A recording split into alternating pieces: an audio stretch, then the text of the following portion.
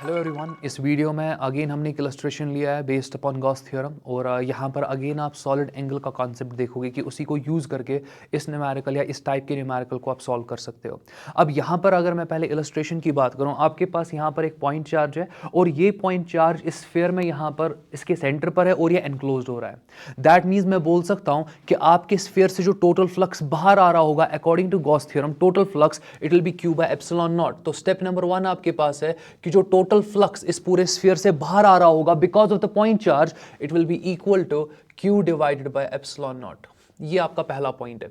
Point number 2, जब भी आप point charge for example point charge के रिलेटेड फ्लक्स की बात करते हो तो आपके पास एक कॉन्सेप्ट आता है flux per unit solid angle, और वो पहले ही आपको पता है कि flux per unit solid angle जो आपके पास होता है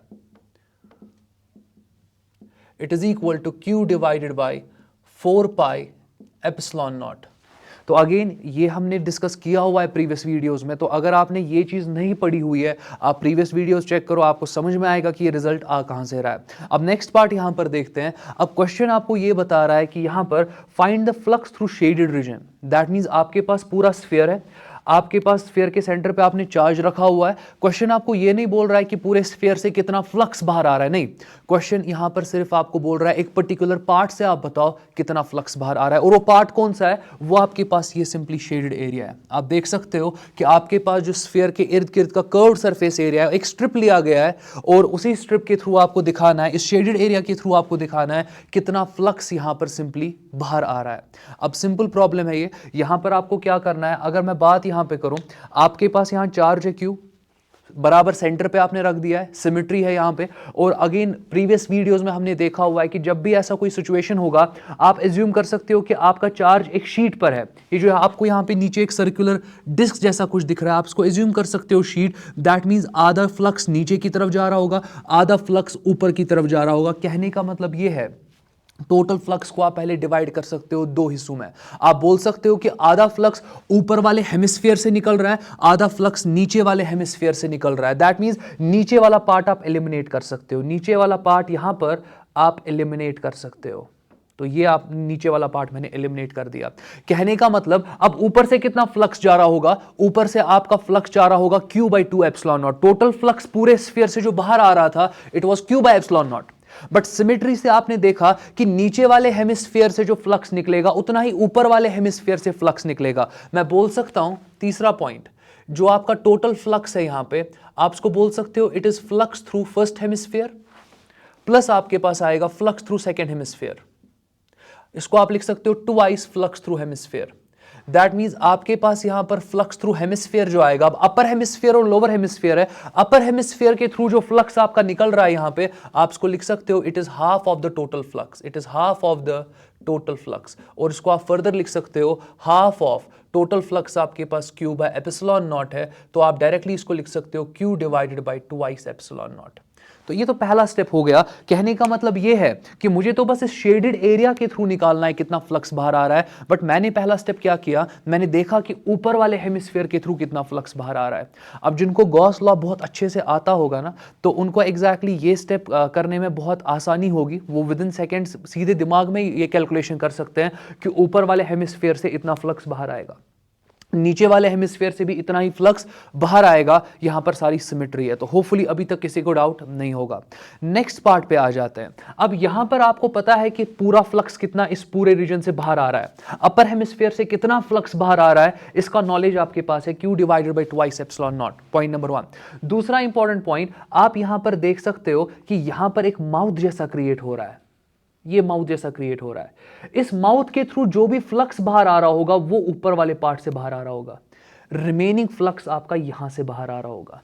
अब यहां पर इंपॉर्टेंट पार्ट क्या है, आप देखोगे सिंपली कि जो आपका माउथ है ये यहां पर चार्ज से किस डिस्टेंस पर है, r/2 डिस्टेंस पर। मैं रिपीट कर रहा हूं, आप प्रीवियस वीडियोस देख लो, प्रीवियस 1-2 वीडियोस देख लो, ये कॉन्सेप्ट हमने पढ़ा हुआ है, नया कुछ नहीं है। जिन्होंने वो वीडियोस देखे हैं उनको पूरा क्लियर हो रहा होगा कि मैं माउथ की जब बात कर रहा हूं, मैं सिंपली चार्ज और माउथ के बीच की सेपरेशन की जब बात कर रहा हूं, तो किस तरीके से अब मैं सॉलिड एंगल निकालूंगा और किस तरीके से फिर उस सॉलिड एंगल के साथ मैं एसोसिएट फ्लक्स करूंगा, और वही फ्लक्स इस माउथ से बाहर आ रहा होगा, वही फ्लक्स इस माउथ से बाहर आ रहा होगा, और वही फ्लक्स आपके ऊपर वाले पार्ट से बाहर आ रहा होगा।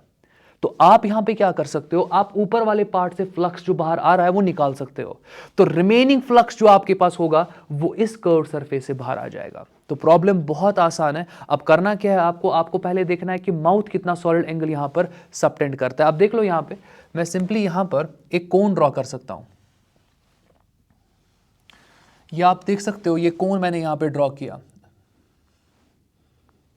और ये जो ब्लू कलर का डिस्क आपको दिख रहा है यहां पे, आप देख रहे हो कि ये सबटेंड कर रहा है आपके चार्ज के साथ एक कोन, और कोन की वजह से आप देख सकते हो कि यहां पर एक सॉलिड एंगल आ जाएगा, यहां पर एक सॉलिड एंगल आ जाएगा। फर्दर आप देख सकते हो कि यहां पर एक प्लेन एंगल भी आ जाएगा थीटा।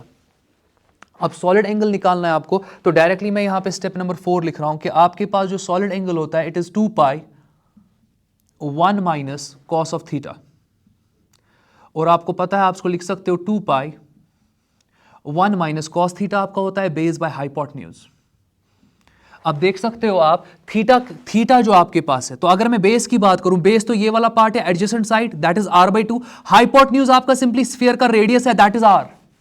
दैट मींस आपको यहां पर बेस पता है r/2, आपको हाइपोटेन्यूज पता है वो r है, यहां पे ये आपका हाइपोटेन्यूज है ना, और ये हाइपोटेन्यूज कुछ नहीं, ये आपके स्फीयर का रेडियस है। दैट मींस मैं इसको लिख सकता हूं कि जो सॉलिड एंगल आपका ये माउथ सबटेंड कर रहा है, ये जो ब्लू कलर का माउथ यहां पर सॉलिड एंगल इस चार्ज के साथ सबटेंड कर रहा है, मैं इसको लिख सकता हूं इट इज इक्वल टू 2 पाई, यहां पर 1 माइनस बेस की जगह पर आपके पास सिंपली r/2 आ जाएगा, हाइपोटेन्यूज की जगह पर आपके पास r आ जाएगा। मैं इसको फर्दर लिख सकता हूं 2 पाई 1 minus r divided by twice r and r cancel out हो जाएगा, ये आपके पास आएगा यहां पे 2 पाई 1 माइनस 1/2। तो आप डायरेक्टली लिख सकते हो कि जो आपका सॉलिड एंगल सबटेंड कर रहा है, आपका ब्लू कलर का यहां पे जो माउथ है वो जो सबटेंड कर रहा है solid angle, it is equal to 2 pi multiplied by 1 minus half, आपका हाफ ही रहेगा, और आपका आंसर यहां पर क्या आ जाएगा, वो पाई आ जाएगा। बहुत आसान है, बहुत ज्यादा आसान है। अब देख लो यहां पर, अगर आपको यहां पे पता है कि कितना सॉलिड एंगल सबटेंड कर रहा है आपका ये माउथ, आप निकाल सकते हो ना कि इस माउथ से कितना फ्लक्स बाहर आ रहा होगा, वही फ्लक्स ऊपर वाले सरफेस से बाहर आ रहा होगा, वही फ्लक्स ऊपर वाले सरफेस से बाहर आ रहा होगा। तो चलो वो फ्लक्स पहले निकालते हैं। मैं यहां पे लिख सकता हूं 5th point, flux through mouth. अब आपको समझ में आ रहा होगा फ्लक्स थ्रू माउथ का मतलब इस ब्लू कलर के थ्रू कितना फ्लक्स बाहर आ रहा होगा, वही फ्लक्स ऊपर वाले कर्व्ड सरफेस से बाहर आ रहा होगा। तो फिर आप लास्ट में रिमेनिंग फ्लक्स निकालोगे इस वाले कर्व्ड सरफेस से और आपको आंसर मिल जाएगा। तो यहां पर जरा देखते हैं, फ्लक्स थ्रू माउथ आपके पास कितना होगा, flux per unit solid angle multiplied by solid angle जो आपका निकल गया यहां पे, flux per unit solid angle is Q divided by 4 pi epsilon not multiplied by, आपको सॉलिड एंगल यहां पर पाई है, पाई से मल्टीप्लाई होगा, कैंसिलेशन हो जाएगा, it will be Q divided by 4 epsilon not. This is flux through mouth. अब आराम से समझो, लास्ट स्टेप है, मैं इसको मैं कोशिश करूंगा कि आपको ये लास्ट स्टेप बहुत अच्छे से समझ में आए, क्योंकि यहीं पर आपका आंसर निकलने वाला है। आराम से देखते जाओ।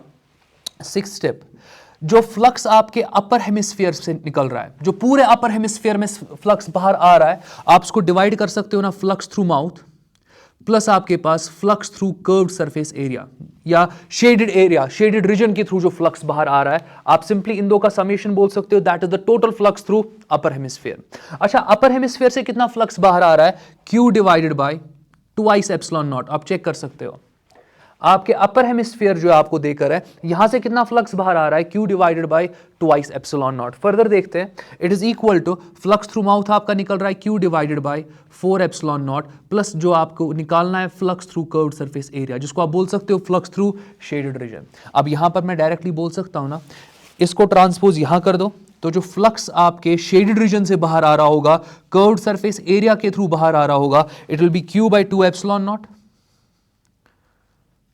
Minus Q divided by 4 epsilon naught. ये माइनस कहां से आया, मैंने ट्रांसपोज करा और फिर वहीं से ये आपका माइनस आ जाएगा। मैं इसको लिख सकता हूं, it is equal to 2 times Q divided by 4 epsilon not.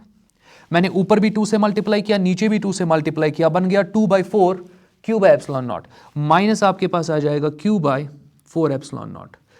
आप देख सकते हो कि नीचे दोनों आप सिंपली 4 एप्सिलॉन नॉट एलसीएम ले सकते हो और ऊपर आपके पास 2Q माइनस Q आ जाएगा, और आप इसको लिख सकते हो it is Q divided by 4 epsilon not. अब देख लो, मैं ऐसे भी कह सकता हूं ये तो आपका निकल गया आंसर। दैट मीन्स जो आपका फ्लक्स है जो शेडेड रीजन के थ्रू बाहर निकल रहा है, flux through shaded region, it is equal to flux जो मैं बोल रहा था curved surface area which is equal to Q divided by 4 times epsilon naught. ये आपका आंसर आ जाएगा। अब देख लो जिसको बहुत अच्छा मतलब जिनकी कैलकुलेशन, जिन स्टूडेंट्स की कैलकुलेशंस बहुत अच्छी होती है, वो डायरेक्टली बोल सकते हैं कि पूरा स्फीयर सेंटर पे 4 पाई स्टीरेडियंस जो है सॉलिड एंगल सबटेंड करता है। मैं आराम से बोलता हूँ, स्टेप्स आराम से सुन लो और पेन डाउन भी आप कर सकते हो। आपको पहले ही पता है कि सेंटर पर अगर आप एक चार्ज को रखोगे, वो चार्ज एग्जैक्टली सॉलिड एंगल पूरे स्फीयर के साथ 4 पाई स्टीरेडियन जो है वो सबटेंड करेगा। हेमिस्फीयर फिर कितना करेगा? पूरा स्फीयर 4 पाई करता है, हेमिस्फीयर 2 पाई करेगा।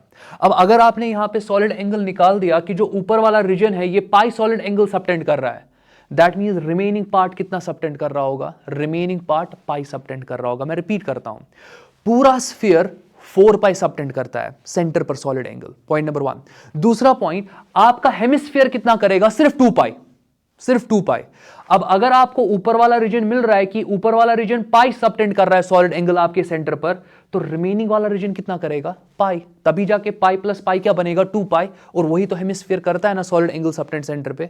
तो दैट मींस आप डायरेक्टली बता सकते थे कि ये वाला जो शेडेड रीजन है ये पाई सॉलिड एंगल सबटेंड करता है। अगर आपको पता है कि शेडेड रीजन कितना सॉलिड एंगल सबटेंड कर रहा है सेंटर पे, उसी सॉलिड एंगल को आप Q divided by 4 pi epsilon naught से मल्टीप्लाई करते, आपको यही आंसर मिलता Q by 4 pi epsilon, sorry Q by 4 epsilon. तो होपफुली किसी को डाउट नहीं होगा।